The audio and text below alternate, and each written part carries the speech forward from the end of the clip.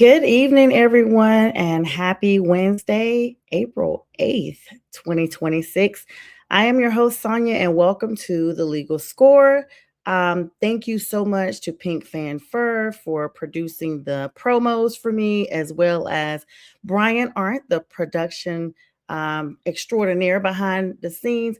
I want to dedicate tonight's show to my uncle. Edward Walker. Tomorrow will be his birthday, and those who know me personally know that he is the reason why I do this show. So, tonight's episode, my Friday episode, as well as Saturday of this week, will be dedicated to him. And make sure you guys stand by to this platform all the time. We have all kinds of news. We've got some movie review shows going on now, the BW movie review. We've got like lots of college sports talk. There's sports talk around the clock. So thank you so much for joining me tonight. And I've got a mixture. You guys know I relaunched my name, so it has a mixture of sports as well as current events and legal news. So sit back, relax, and let's hang out here for the next hour. I hope everyone is doing well. Some big news that's leading off today. You guys know I'm a football girl. That's literally like my favorite sport. Leading off tonight, the Atlanta Falcons have a major roster shift after today. Caleb McCary actually announced his retirement today. 31 years old. He missed the entire 2025 season due to an injury he received at practice involving his lower left leg. And so he is actually retiring. Now, this was confirmed by ESPN's Jeremy Fowler today. This news actually came out this afternoon. And McCary was the former first-round pick in 2019 and a staple of the Falcons line for 92 starts. Now, his departure creates an immediate opening and void at right tackle. And this is just weeks before the draft. So they say time is everything. I'm hoping, for the Falcons' sake, that they're able to get someone in at the draft that will solidify that void, at least, to kind of not have that gap coming into the new season. This is particularly critical because, as you guys know, that Michael Penix Jr., the quarterback for the Falcons organization, is still healing from his injury and this torn ACL. So it's going to be really big for Tua Tagovailoa, for those who don't know, who was picked up from Miami to be able to be the main primary signal caller for the start of 2026 campaign. And he's going to need this position filled as quickly as possible. Now let's talk about that. We talked about the draft a little bit. Well, it came out today. You guys, everyone knows Fernando Mendoza is projected to go number one in the draft here coming up at the end of this month. However, the Indiana/California quarterback has stated he will not be at the big stage. He will not attend this draft that's occurring here in a couple of weeks in person. He's actually planning to be in Miami with his family. The Heisman winner and national champion from Indiana has informed the league that he will actually stay home to celebrate this huge moment with family and friends. Sources indicate that his mom's health is a primary focus as to why this decision has been made. And he is expected to be taken by the Las Vegas Raiders. Despite skipping the stage, he actually remains the number one consensus to still remain number one. And of course, we send our well wishes to his mom. Definitely can understand, parental issues and such.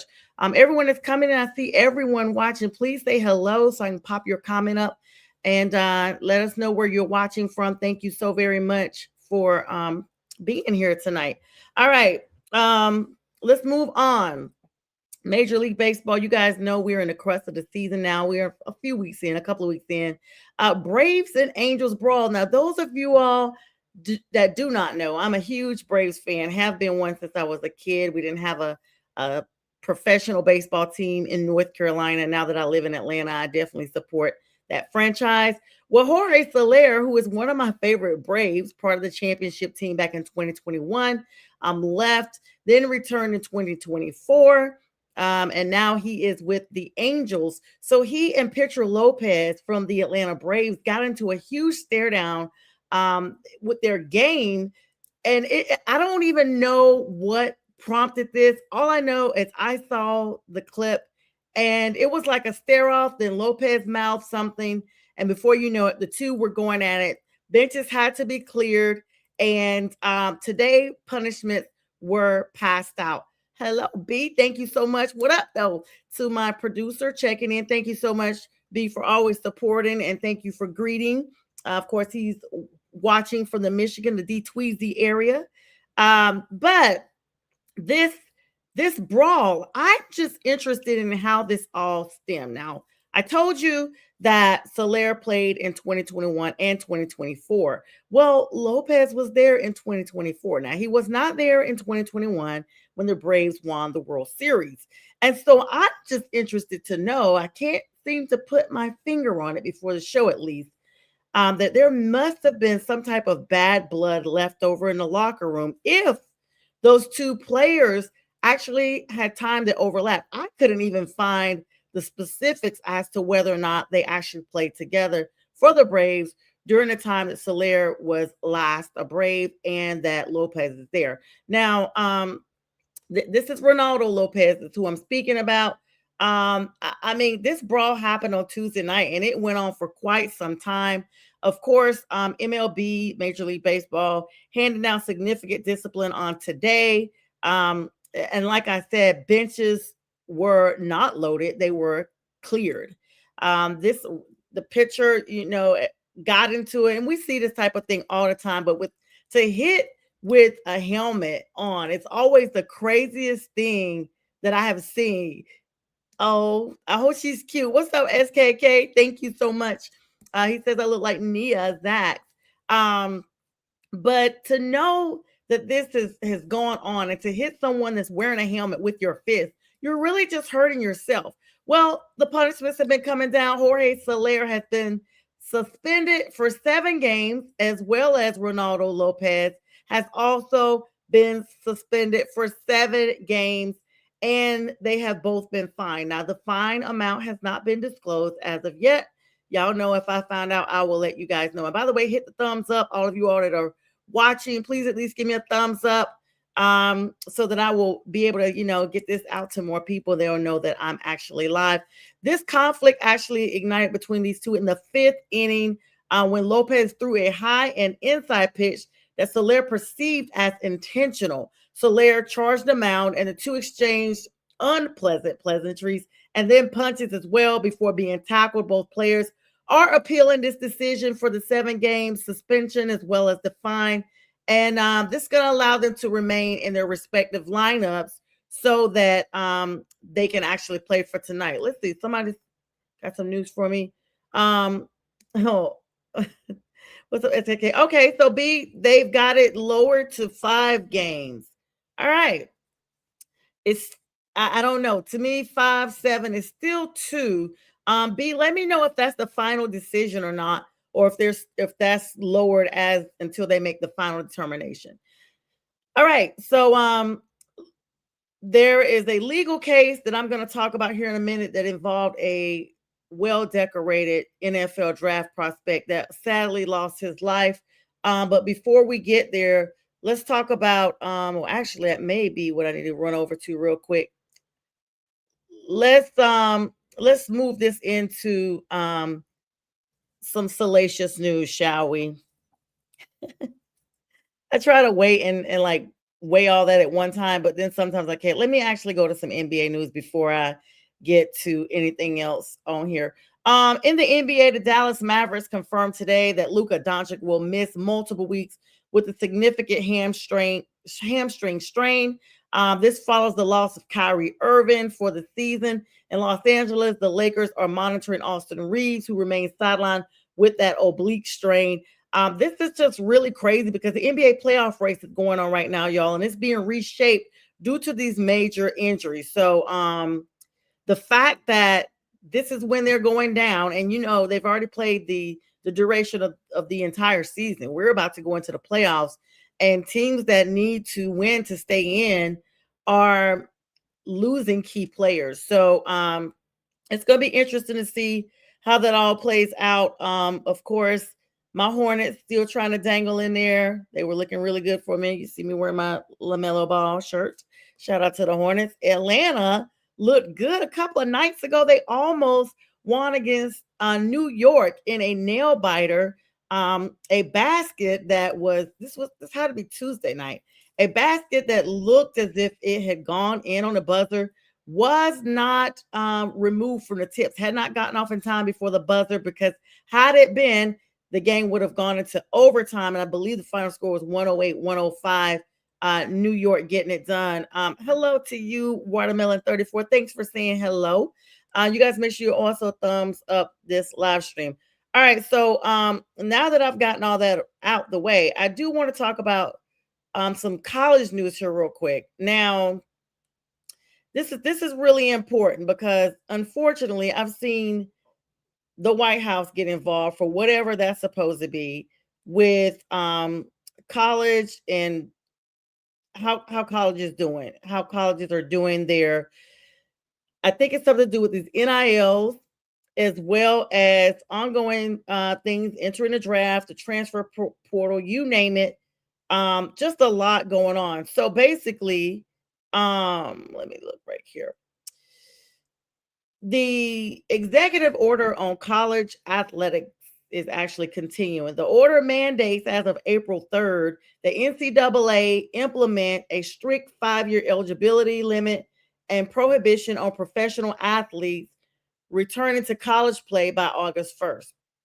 Additionally, in a high profile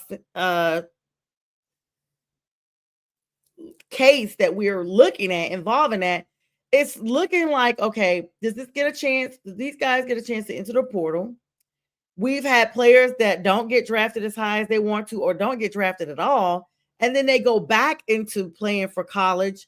And so this literally has a superseding waiver over all of that. I'll have more news on all of that as I kind of decipher through that, because that is quite a bit, and I don't really understand what it means for the long haul.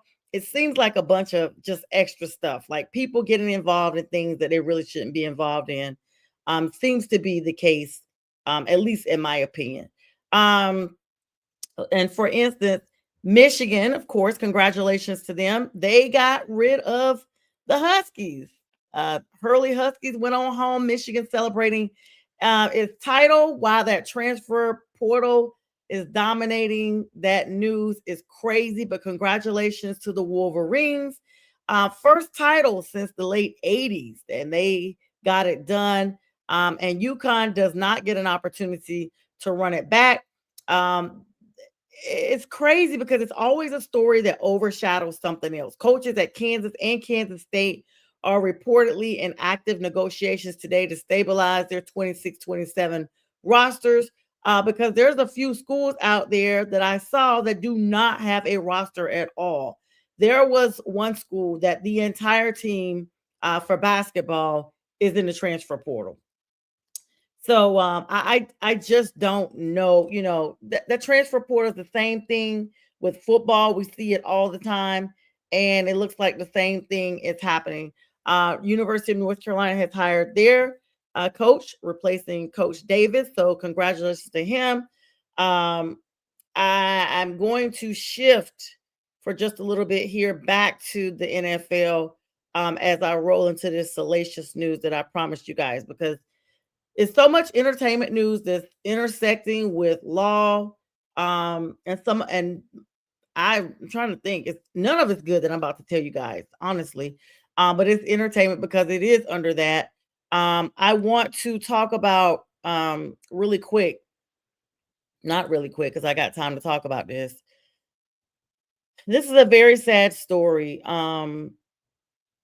Three sad stories. So the sentencing of Corey Klingman has finally brought a measure of accountability for the July 6, 2024 crash that killed Minnesota Vikings rookie cornerback Kyrie Jackson and his former high school teammates Isaiah Hazel and Anthony Litton Jr. You guys remember that accident last summer?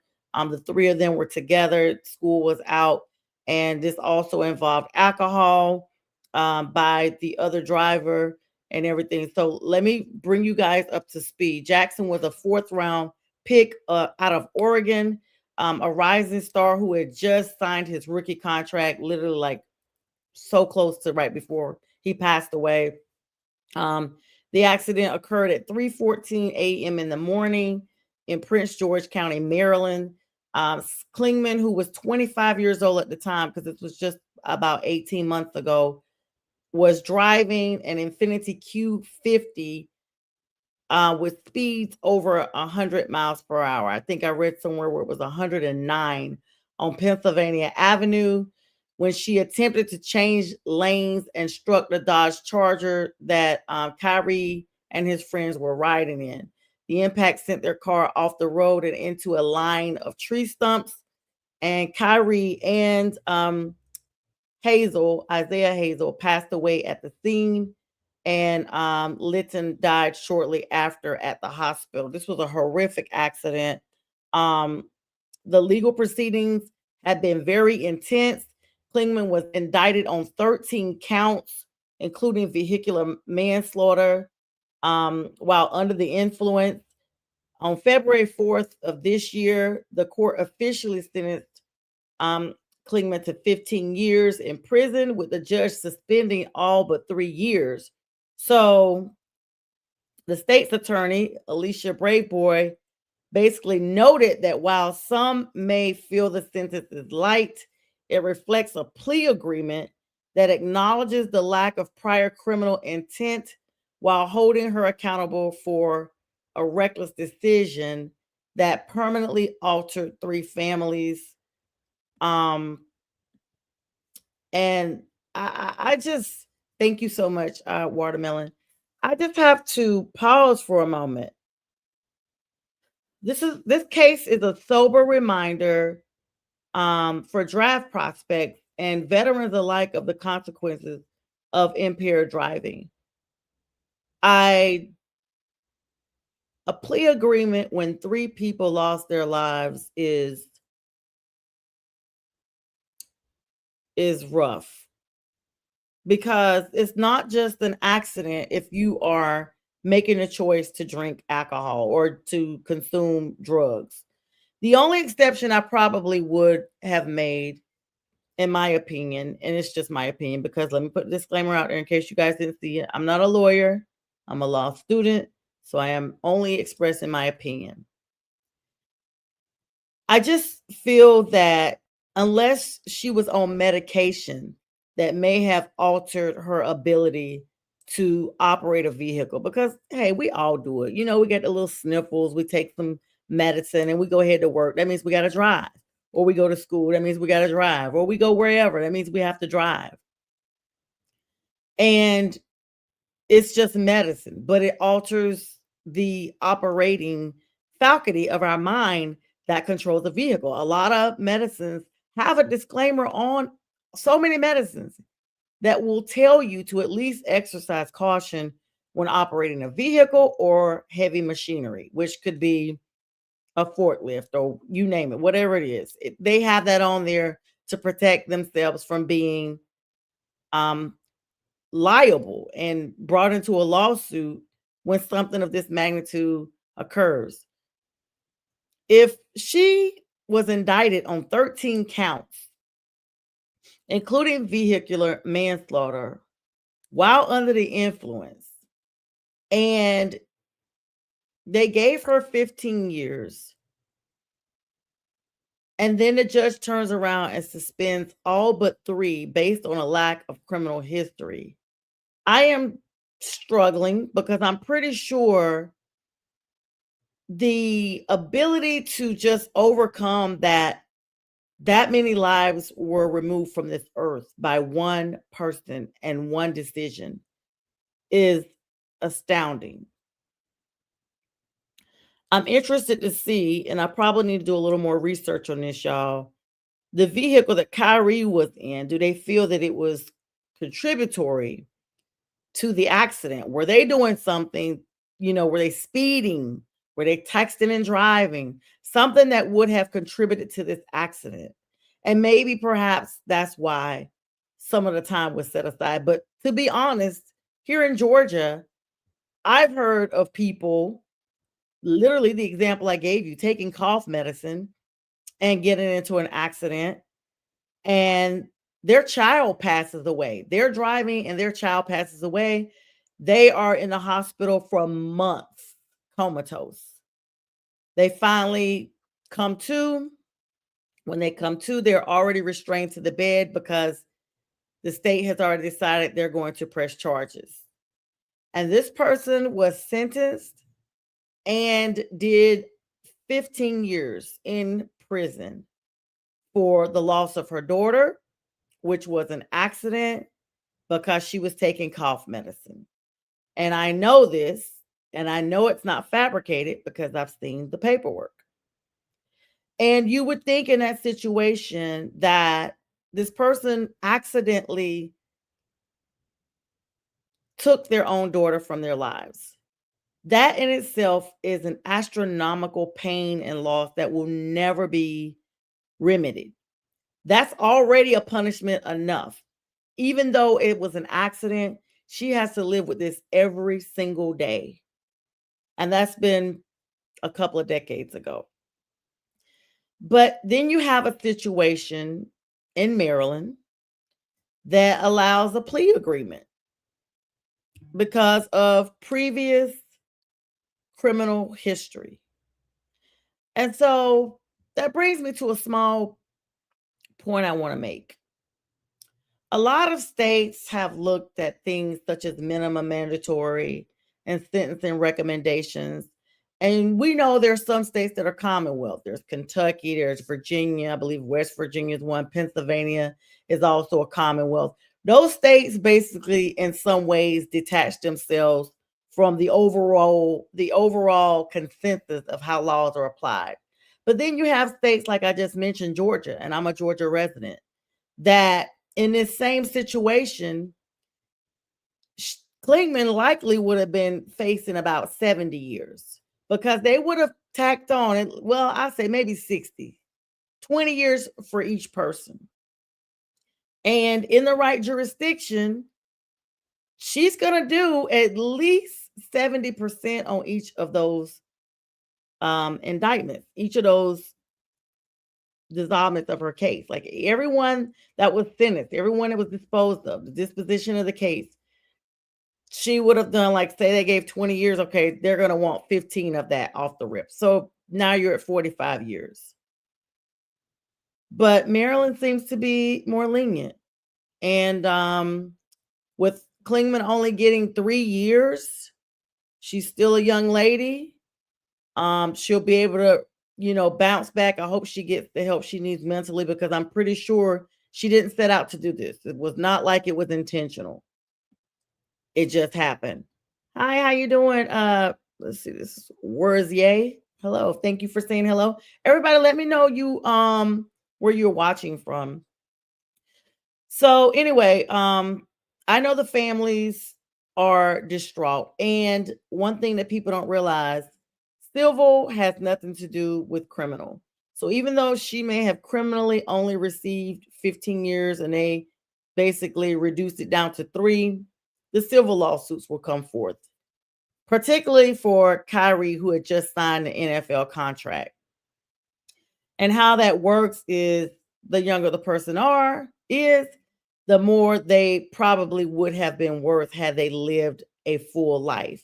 And so civil comes into play where it looks at what that person could have been worth had they lived and what that person took away financially from a financial perspective, from a contribution perspective to that family going forward. So I would not be surprised if civil lawsuits come forth. I don't know what they would possibly get from Klingman because number one, she's going to be in custody.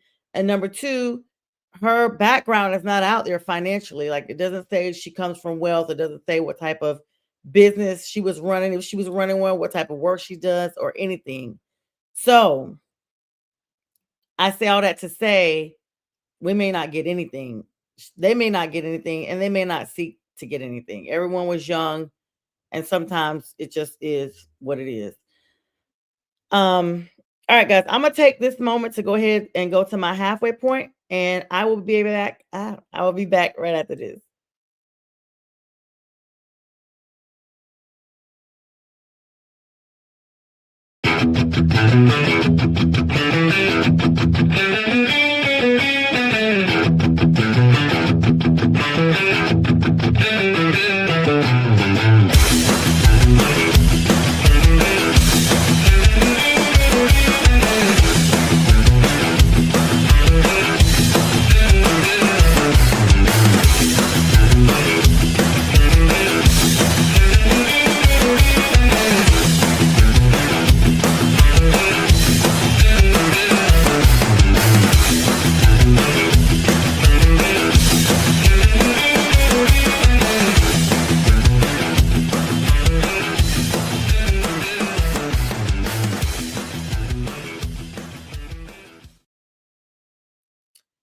All right, we are back. You guys saw all the shows we have there. Thank you so much for joining me. Welcome back to the Legal Scores, the second half of my hour.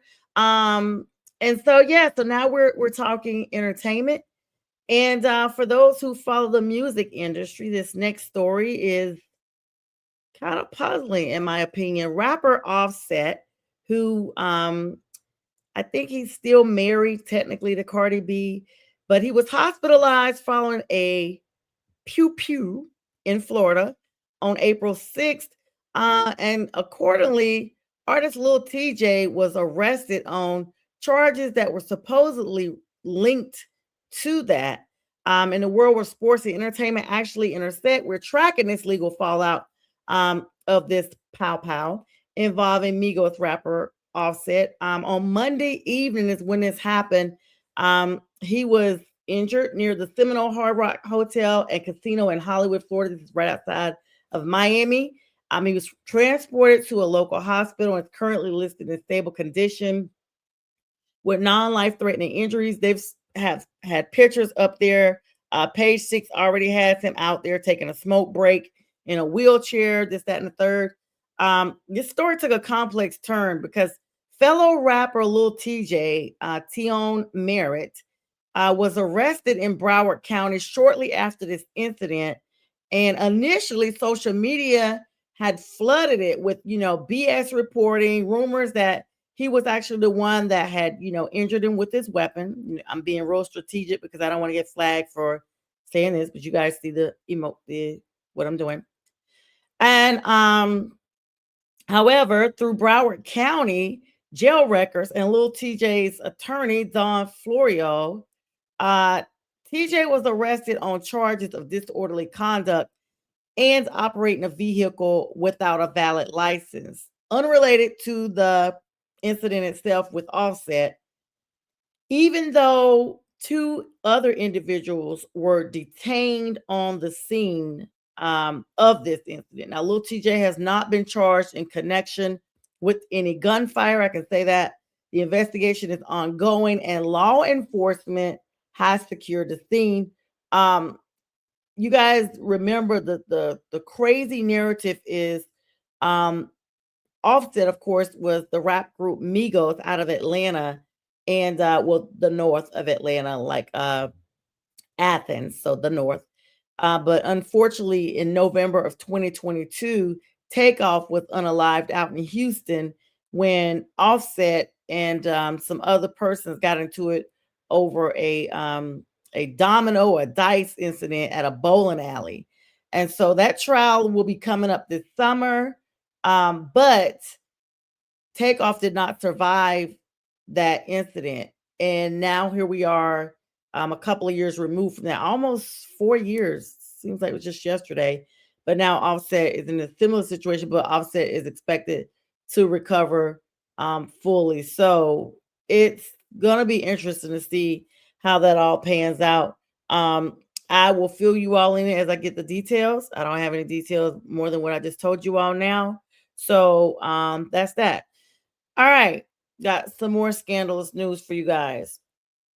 I don't know if Stephon Diggs left his mark on the New England Patriots or not, but Mike Vrabel and Diana Rossini, the Patriots head coach, Mike Vrabel, NFL reporter Diana Rossini, facing public scrutiny. Now, both of them are married to other people. Let me specify they're not married to each other, but Pictures have surfaced everywhere of them holding hands, of them at a pool together, and it just looks really bad. Page Six put these photos out showing Vrabel and Rossini together at a luxury resort, appearing to be in a very intimate setting. Both of them are married, of course, like I said, and they've both released statements to the media saying that it was just, innocent and friendly. However, y'all know they say a picture is worth 1,000 words. And from my opinion, you all can Google these. Uh, the pictures look anything but innocent. I mean, holding hands is definitely not innocent and friendly. It's it's created a firestorm of reaction throughout the league, because some people in the league honestly have come out today and said that they've been in an open slash secret relationship for years, and it's just now coming to the light. Like, other people that are professionals in the league have said they've already known about this, and that there is a relationship. And so I'm expecting more info to come out about this. And y'all know I will definitely tell you all when I find out, and what I find out. But this comes at a critical time for Mike Vrabel. He's fresh off this Super Bowl appearance. I mean, kudos to him. He made it all the way to the Super Bowl, his first season with the Patriots, which means it was not him that was the issue in Tennessee. He's really done really good with Drake May and everybody up there. But they are definitely, looking into deep draft preparations, and of course, having to replace Stephon Diggs, who was released, and now this. So, storms and stories kind of coincide. If it's a storm, it's going to be a story. And at this point, it's kind of overshadowing the upcoming draft. But is it really? I mean, do we really care about salacious information about their personal lives? We really don't. It doesn't affect their coaching, but it's out there. People thought because you are in a limelight that this is what you're going to do. They want to make sure that it's out there and that people get a chance to basically see what it is.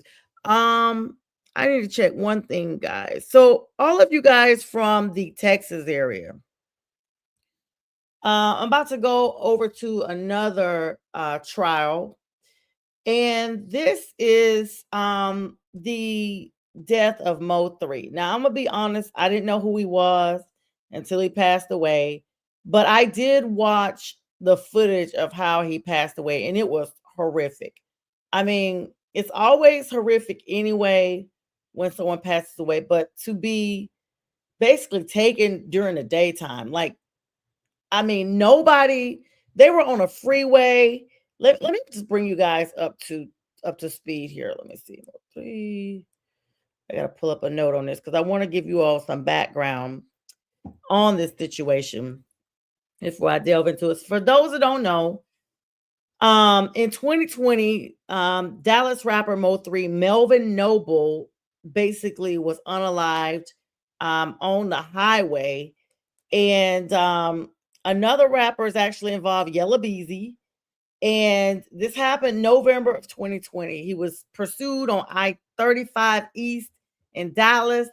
He stopped his vehicle on the footage. You will see, like, he jumps out, goes to the passenger side, clearly looking for his, weapon, and leaves the door open. Like, it's just that serious. This dude that is chasing him on the highway in broad daylight with a bunch of other cars out there. He did attempt to run on foot instead of getting back in his car, but was chased and attacked in the back of the head by this weapon. Prosecutors recently highlighted evidence in the pretrial hearings, including a $40,000 cash withdrawal allegedly made by a person of interest shortly after this unaliving. Now, this trial is coming up. They've been delaying it for quite some time.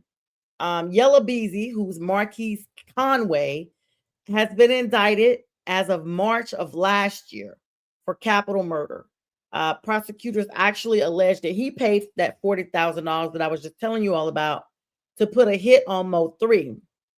His trial was actually set for February of this year, but it's faced a lot of delays due to his mom passed away and just the sheer volume of evidence. You guys remember the YSL trial in Georgia that had originally 28 defendants, Young Thug being one of them. Insurmountable evidence. And when you have that much evidence and it's a high profile trial, it could take eons. And even though there's, motions for speedy trial and things like that, as long as the court addresses motions and is doing their best to put them on a calendar, the motion, has been granted. It's easy for people that don't work in that capacity to say, well, they filed a motion for speedy trial last year and it's been a year. And usually a motion for speedy trial is held within that calendar year or within that court term is a better way to describe it. A court term is usually 3 months, which is 90 days. But because of the insurmountable evidence that is still being reviewed by prosecutors and defense alike, it's been pushed back again.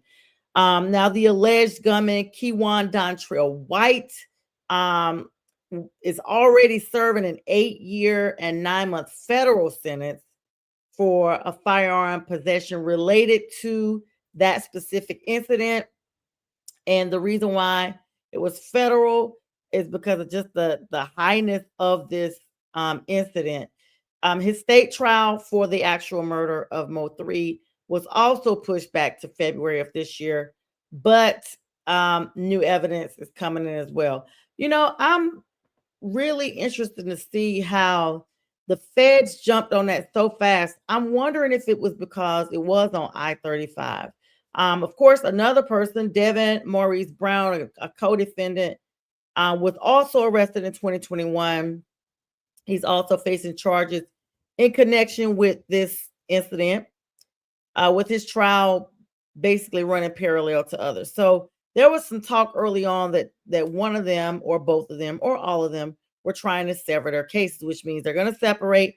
They want to be tried independently, which means any of them could testify against the other. As long as the cases are jointly connected, it would mean that a person would have to come out and make a proffer, which is a statement under oath, an affidavit against one of the other defendants to have their case severed. The prosecution's theory, of course, centers on the capital murder, while the remuneration charge that I spoke to you guys about against Yella Beezy, which carries a potential sentence of life without parole or the death penalty, because this is Texas. It's just a lot going on now. Basically, they got Yella Beezy as being the hirer. He's the contractor. He's the one that does it. His current status is he's on house arrest, y'all, awaiting a trial date. The alleged gunman that I told you guys about that has a federal case already is in federal custody, waiting on the state murder trial that's pending. And then the accomplice that I just mentioned is also in custody, awaiting trial.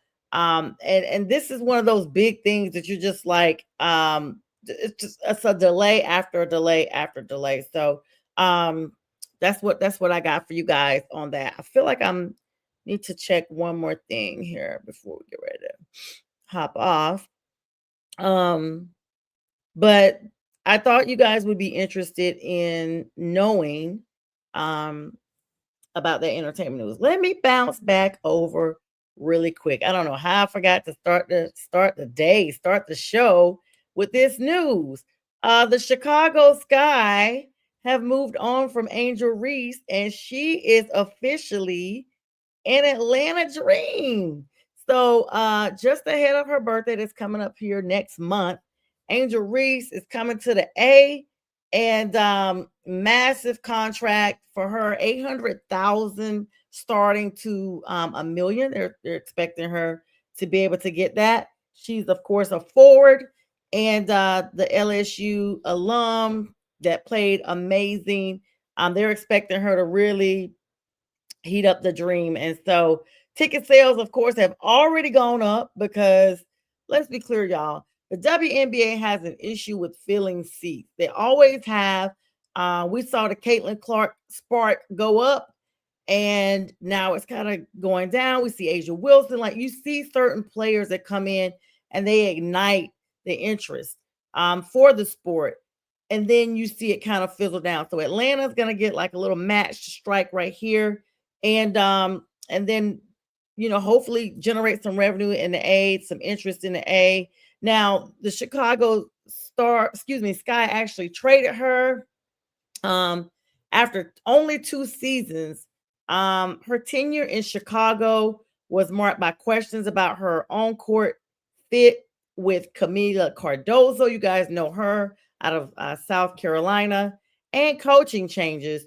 The Sky actually has suspended her after she publicly criticized the franchise's direction and lack of investment. So she spoke out and she was penalized for it. Despite her stating verbally and on all her socials that she was planning to stay, the Sky ended up trading her reportedly without even using a trade request from the player. So that would be her. Like, she didn't even request it, and she basically wanted to stay there. But she was, of course, traded for a pair of first round draft picks out of Atlanta. Uh, Jeff Pagliocca said that she was traded for this specific reason.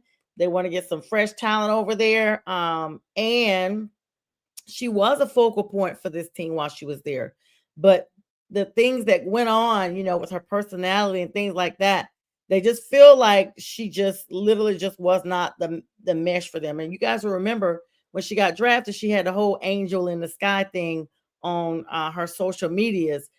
So, of course, in 2024, Chicago drafted center Camila Cardozo with the number 3 overall pick, and Reese was number 7. And I was a little shocked about that, but she went. Cardozo's selection wasn't surprising. Reese's was a little head turn because Chicago traded up one spot to acquire her in a package that included a 2025 second round pick and the rights to a 2026 first round swap. The 2026 pick is now the number 2 overall selection in this year's WNBA draft. And it just looked as if at first they were going to work together really well, Cardozo and Reese is who I'm speaking about. And the Sky was literally looking for that pivotal player that would be able to lead them, into this place of success, and just that people would want to be Sky fans and just ignite that franchise. But the concerns about how the Sky actually would make both of them coming in there, 2 big stars from college, coming in, it was going to be very difficult to mesh them. And during their rookie season, it was really noticeable as to were they competing or who was trying to outshine who, or was this all on the Sky, because you could not put total emphasis in both players being that they were new. Early concerns about the fit between both of them made another misstep very, very obvious when the Sky actually hired head coach Teresa Weatherspoon weeks before hiring Pagliocca, and both had limited experience in their respective roles. And Pagliocca did not have a hand in selecting Witherspoon, creating an environment that just was not set up for success in Chicago as all of their tenures began. So, of course, Witherspoon struggled in her first season as head coach, finishing with a 13-27 record, y'all, amid a slew of injuries and reported locker room concerns.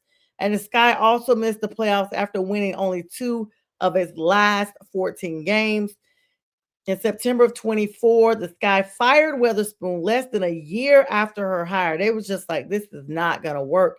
And the decision actually pivoted over to Reese's behavior. This gutted Reese, who had grown very close to her. They were very close. And Reese went to social media to talk about it. She was very impassioned about it, said she was heartbroken, literally lost for words, and basically how much Weatherspoon had meant to her at such a pivotal point in her life.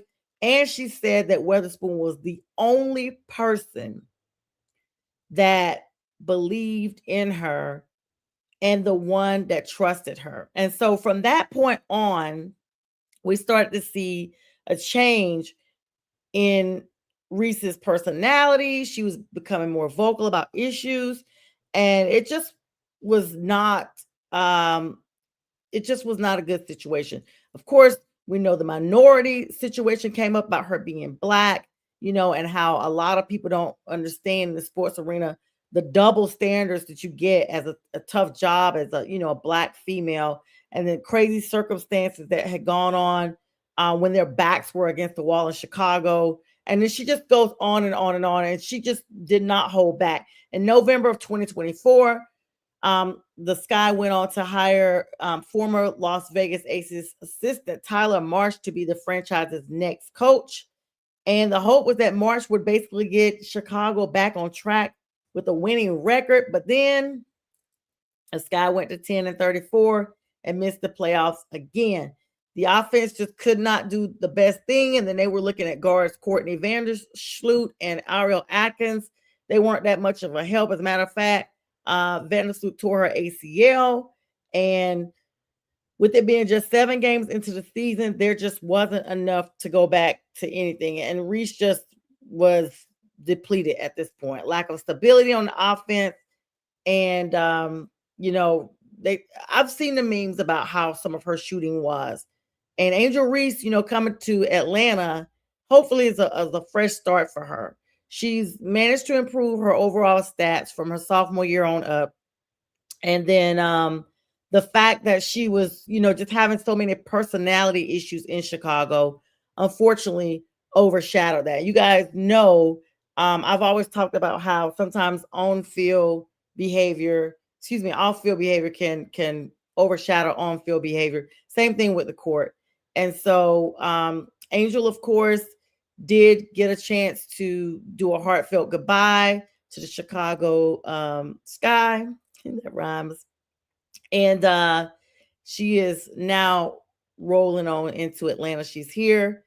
And people are upset about it, though. They are upset still about the suspension that she got. And they just felt like she got a bad break. So like I said, hopefully Atlanta will give her an opportunity to redeem herself, be the star that we know, that she can be, and, go from there. All right, so there's some news that has come through while I have been on the air with you guys. I want to make sure that I give it to you all as I get ready to wrap up here. The Atlanta Hawks have fallen tonight. I just talked about them at the beginning of the show, but now their game is over. The Cavaliers, who are 51-29, beat them 122-116. Right now, games that are on, the Memphis Grizzlies are playing Denver. They're in the beginning of that game. Actually, that's the 7 minutes left in the second. 46-53. The Portland Trailblazers are playing San Antonio. That's early in that game. Those are both on ESPN. And Orlando tore down Minnesota 132-120. The Milwaukee Bucks got beat pretty bad by Detroit 137-111. OKC and LAC are going to be playing here at 10 o'clock. Once I log off, you guys hop over that, as well as Dallas versus Phoenix. Those are the West Coast games. And a lot of games that were going on in through the next few days. Our top 5 of each division. For the Atlantic Division, you got the Celtics at number 1, Knicks right on their heels, the Raptors, 76ers, and the Nets are back in it for the Atlantic Division. Central being led by D-Tweezy, the Detroit Pistons, Cavaliers right behind them, the Bucks, the Bulls, and the Pacers. In the Southeast, you got Atlanta Hawks leading the Southeast Division. This is one of the first seasons in a long time that they have not had to win to stay in. And so they're in number 1 right now, right over the Orlando Magic, followed by my Hornets. Okay, we number 3. And the Miami Heat, followed by the Washington Wizards. What's up, Danny? All right, Danny coming on. We all know it's going to be Boston and OKC in the finals. Count on it. Okay. I don't really like who Danny be liking. He's, I forgot to give his UCLA Bruins a shout out. While I was talking about UConn being beat by Michigan, UCLA wins its first title in school history. Congratulations to the Lady Bruins getting it done like for the Okie doke real good. So they are West Coast riding and celebrating. So congratulations to them. Um, love you too, Danny. But anyway, all right. So listen, so this is the thing. Um, there's a lot of teams out there right now that, like I told you guys at the beginning of the hour, injuries are starting to kind of like pile up on some of these teams that I just read to you that are just in standings, and they definitely need to be. I don't know what they're going to do because some of these players have serious injuries that are going to be out for the duration of the season, and therefore they may not be in much longer in playoff contention is what I'm speaking about. All right, so on another note, what's really weird now, one thing about this player, I'm not a fan of him, but he's good at what he does. He literally looks like he defies age. Um, the rumors are swirling again about LeBron James. Y'all know for the last at least 3 or 4 years, they've talked about LeBron James making an exit. Um, and this might be one of those things. LeBron stayed in, to watch his son come in the league with him. He's now since gone back to the G League. And it's going to be interesting to see how that all pans out because every year we think this is it for LeBron, and then we see him again. So um I really don't know. I mean, my thing is he's injury free, for the most part. He seems to be doing well, and just, let him have it. If that's what keeps him young and that's what keeps him doing what he does, along with him and Anthony Davis pranking.